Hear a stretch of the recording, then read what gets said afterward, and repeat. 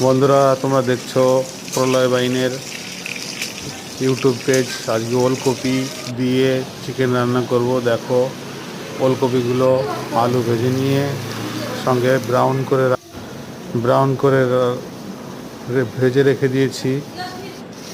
এই দেখো, ওর ভিতরে আদা রসুন বাটা দিয়ে দিলাম। পেঁয়াজটা ব্রাউন হয়ে গেছে ভাজা। এরপরে ধনের গুঁড়ো, লঙ্কার গুঁড়ো, হলুদ গুঁড়ো দিয়ে টমেটো কুচি দিয়ে ভালো করে মশলাটাকে কষিয়ে নিলাম।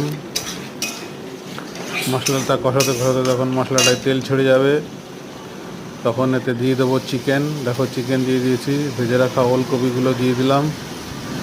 ভেজে রাখা ওলকপিগুলো দিয়ে ভালো করে নাড়িয়ে চাড়িয়ে সুন্দর করে কিছুক্ষণের জন্য, দেখো নাড়াচাড়া হয়ে গেছে, এবার ঢেকে রেখে দেবো কিছুক্ষণের জন্য, 10 মিনিটের জন্য। 10 মিনিটের পর ঢেকে দেওয়ার পর দেখো জল বেরিয়ে গেছে। তারপরে জল দিয়ে দিলাম। জল দিয়ে সুন্দর করে বয়েল করে নামিয়ে নিলে গরম গরম রেডি হয়ে যাবে। দেখো, সুন্দর করে গরম মশলাটা ছড়িয়ে দিলাম লাস্টে। ঝোল অনেকটা কমে এসছে।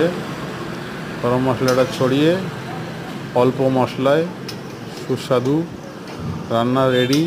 এটা রুটির সঙ্গে খাও, গরম গরম ভাতের সঙ্গে খাও, খুব সুন্দর লাগবে।